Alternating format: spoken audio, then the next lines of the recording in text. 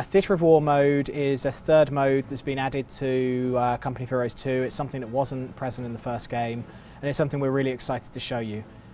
We feel that this mode will really help bridge the gap between the cinematic single-player campaign and the competitive multiplayer that you all know and love. Theatre of War mode, it takes place across the European continent, and you're going to be taking part in different types of challenges. We have co-op scenarios. These are going to be missions you're going to be playing with a buddy to really kind of like you and a friend versus an enemy force. Solo challenges, these are really interesting missions. Instead of your typical skirmish or campaign mission, there'll be a really unique sort of factor involved in these. For example, maybe you've only got a couple of infantry squad and you can't lose them, or maybe you have artillery and your focus is to use artillery from range to take out your enemies. So again, some very varied and interesting gameplay. And then finally we have AI battles. AI battles are really interesting because they're a multiplayer skirmish, but against a very unique AI. When you play multiplayer against human opponents, you can never guess what they're going to do. Some players will tank rush you, some players will turtle in their base. AI battles really allow us to give players that breadth of experience against an AI opponent. So one battle, for example, you might be up against an opponent who's very artillery focused and likes to bombard your troops. Another time you might have a very mechanized opponent who'll build a lot of tanks and rush you quite early on. So it really gives players an opportunity to hone and improve their skills, as well as a challenge for people who finish the single player campaign and want some more single player content before they jump into multiplayer. So Theatre of War mode comes with the game at launch. There'll be one pack included on day one. That's the 1941 pack. That pack includes missions for both the Soviets and the Germans.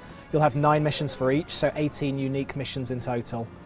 There'll also be a second Theatre of War pack that will be available just after launch to pre-order customers, so anyone who's eligible for that will get that for free as well. So this first mission we're going to be showing you is one of the German Theatre of War missions.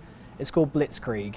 It's very interesting in that there's no way of building reinforcements in this map. You start with a force, and apart from capturing enemy vehicles and disabled weapons, that's what you've got for the rest of the game. So you have to be very careful about how you marshal your troops, and you've got to preserve and protect them.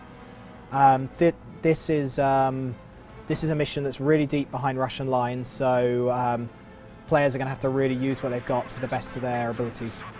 Use your mobility and firepower to dislodge the Bolsheviks from as many positions as possible.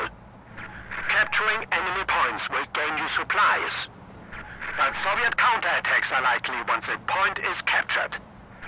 Stuka aircraft will provide you with reconnaissance and air support once you have taken a few points. The Russians are not expecting you, so use speed and surprise to your advantage. Okay, so this is your force, this is what you've got for the rest of the match, and you have to capture 10 of the Soviet points on this map. Points of interest to note straight away are, as well as normal capture points, we have a medical bay there. Capturing that will definitely help us with our infantry, and we have a vehicle depot there which will help us with vehicle repairs. So they're 2 targets that are definitely going to be something we're going to focus on. Also note we've only got 4 infantry units in this map.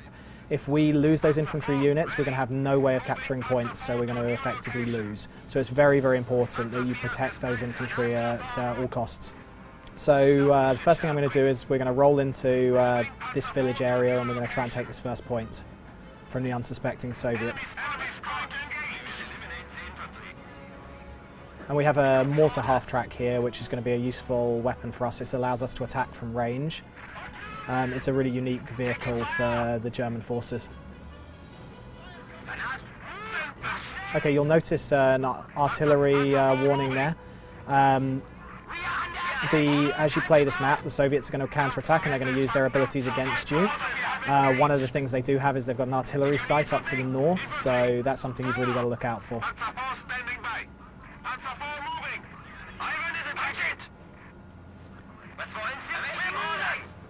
Okay, so now that we've captured this point, or we've defeated the German forces at this point, we can capture it, so we're moving up our half-tracks with our infantry to do that.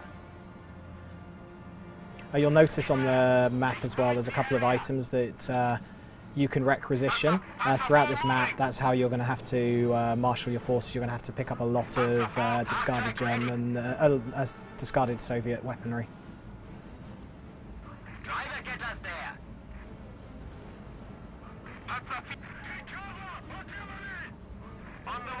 So we're going to push across country now and try and take the vehicle depot early.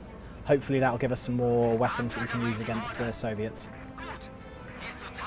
You'll notice up to the north there's an artillery site. That's what's been bombarding us, so at some stage we're going to have to take that out to protect our troops.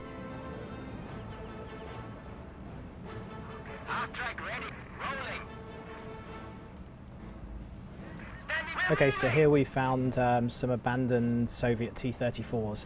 These won't stay abandoned forever, so depending on when you get to them on the map, the Soviet forces, as they grow, will start requisitioning those vehicles and using them against you. So it's really important that you take as many weapons as you can as early as you can in the match, so that you've got the strongest possible force towards the end. You won't be able to build any reinforcements of your own, so this is the only way you're going to be improving your forces.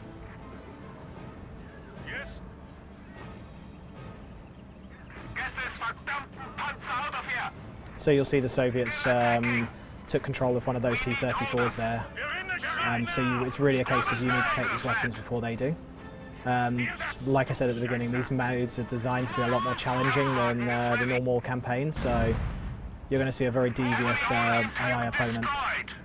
So we're getting attacked now by some KV-1s. Those tanks the Russians have taken control of, so they're a very powerful weapon, something we've got to be a little bit careful of. It's going to take most of our forces to take them out. I'm going to use one of my commander abilities now as well, just to have a little look around the area and see what else we're up against.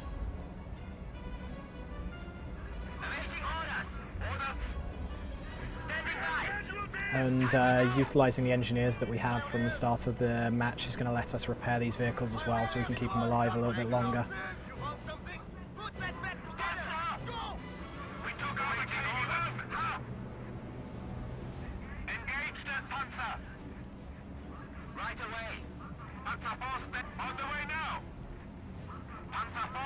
So as you'll see, one enemy KV-1 is a formidable opponent, even for all of my tanks.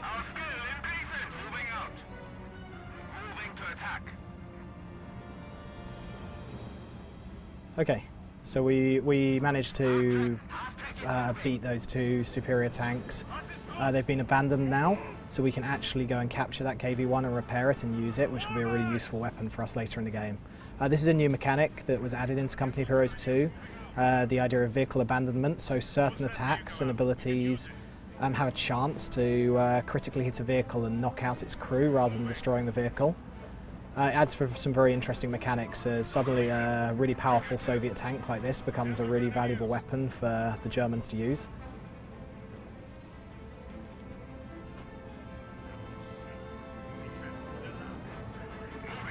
And when I capture this vehicle depot, it will provide me with engineers that will help repair any vehicles in the area. So again, a very useful objective for my men to capture.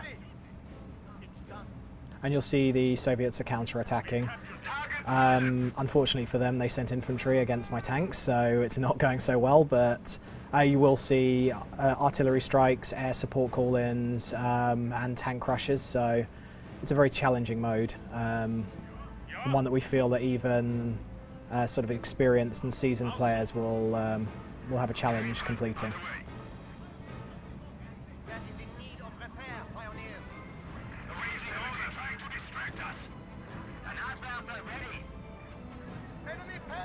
Okay, so here we see some Soviet light tanks have shown up to join the fight. We're going to use our artillery to take those out. They won't be much of a challenge to our medium and heavyweight vehicles.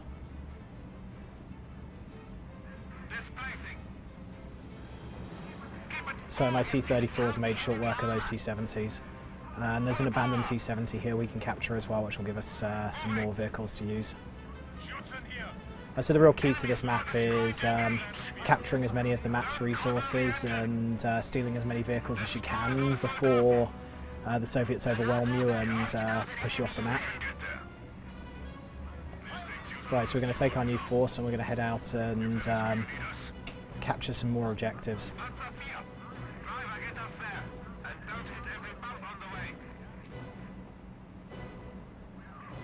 For the time being I have superior forces, so I can just roll in with no respect for their defences, but that will change very soon. And as your vehicles gain experience, they level up and they get new abilities. So you'll see my T-34 there's level 2, so as well as a ramming manoeuvre, which is the first unlock, it's also unlocked the ability to capture points, which normally vehicles can't do. So that's really useful. That allows us to keep our infantry safe rather than putting them into the line of fire, and that's definitely key to success on this map. We've also now reached level 6, which has given us all of our commander call-ins, so we can soften up these targets. For example, this next target I'm going to attack, I can use my aerial reconnaissance to scout out the map. You'll notice the friendly plane coming on, and as it flies over you'll see all of the enemy troops revealed.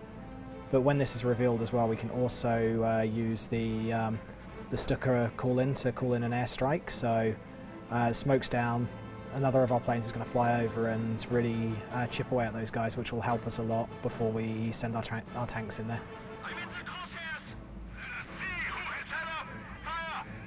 So the armour in our game is directional, so with this enemy KV-1, the more damage we can do to its rear armour, the better for us. So I'm ordering all of my tanks to focus on the rear armour. Thank you for checking out Company of Heroes 2's Theatre of War mode. We're really excited to show it to you guys, and the game will be out on June 25th when you'll be able to play it for yourself.